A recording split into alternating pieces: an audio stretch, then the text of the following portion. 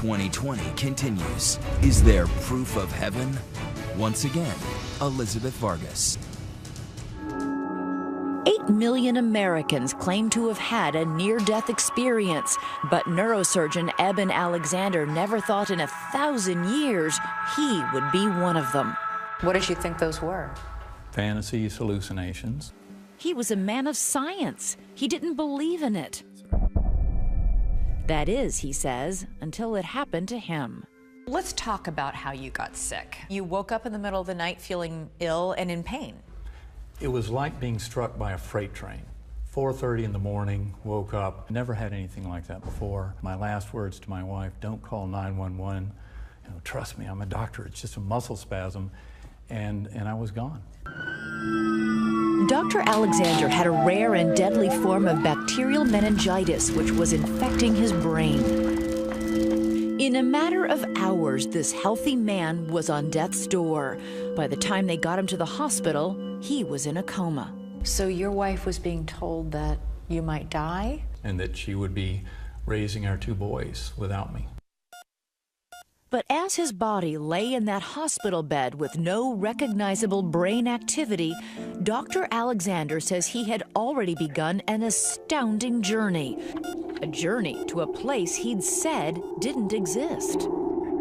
Did you believe in heaven? When I was younger, I thought a heaven and a loving God made sense, but through my academic neurosurgery career, I saw less and less that could be the case. The journey began, he says, in a dark, formless place without memory, language, or time. But then I was rescued from that by this spinning melody of light that came closer and opened up and was a rip in the fabric of reality that just opened up around me. You described this world as hyper vivid. The colors were extremely vivid with millions of butterflies. And these flowers blooming, blossoms opening as we flew by. And by his side, an unknown presence. There was a person guiding you, a beautiful girl, as you describe her. Tell me what she looked like. She had a beautiful face with a wide smile and high cheekbones and absolutely gorgeous, clear blue eyes. She never said a word to me. She would look at me and the thoughts would come directly into my mind, into my awareness. What thoughts? And the thoughts were, you are loved, you are cherished. There's nothing you can do wrong. I always remember being told, we will teach you many things, but you'll be going back. Back to the hospital where his wife kept her vigil and his doctors were giving up hope. On the 7th day of his coma, he opened his eyes. It was just nothing but a miracle. His first words, the very words he'd heard from his guide, that blue-eyed girl. All is well. Don't worry, all is well. Within weeks, Eben Alexander had made an astonishing full recovery. How are you different after going through this experience? Well, my family says I'm nicer. That's a good thing.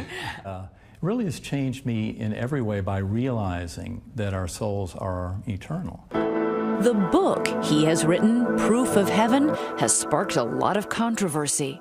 You know, you do have skeptics out there who are just saying it's not uncommon for people near death to have all sorts of funky things going on inside their bodies. Well, that's why the fact that I had meningitis that was so severe, I mean, that should not have allowed for any experience. And then this with the eyes just shows how his brain was so completely shut down that the visions he had could simply not have been generated there. He says he wrote down everything he remembered, now in his book, before speaking to anyone, so as not to taint his memory. You then went on to read about other people's near-death experiences. Was it striking how similar what you had written was to what they had experienced? It was absolutely astonishing. I really felt the white light was God. I stopped walking and I saw my grandma. You could see peace, you could see love.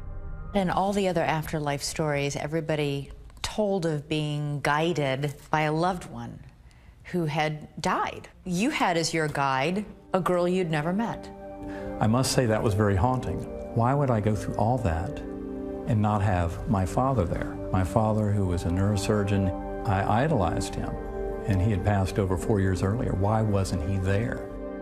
And why the blue-eyed girl instead? Dr. Alexander had been adopted as a child. Years later, he found his birth family, all except for one, his birth sister, who died before he met them. Her name was Betsy. How old was she when she died? She was 36 years old. So Betsy you'd never met? I just heard what a beautiful, loving soul she was. How she worked in a rape crisis center and took care of many people who were unfortunate. And she was just a very loving, loving person. How was it that you came to see a picture of her? My birth sister, Kathy, had promised to send me a picture of Betsy. And it was about 4 months after my coming out of the hospital when that picture arrived. He opened the envelope and saw it for the first time. The photo, he says, was of that blue-eyed girl from his vision. And it was so stunning. And that picture was almost as if she's saying, "Do you get it now?" And I cannot tell you how powerful that was. There was no mistaking it. That's exactly who it was. Life is back to normal at the Alexander household these days. There are soccer games to watch, dinners to be shared, grace to be said. But Dr. Alexander says he's on a mission now. I hope to tell my story to everyone I possibly can around this world, because I think it will help this world to be a much better place.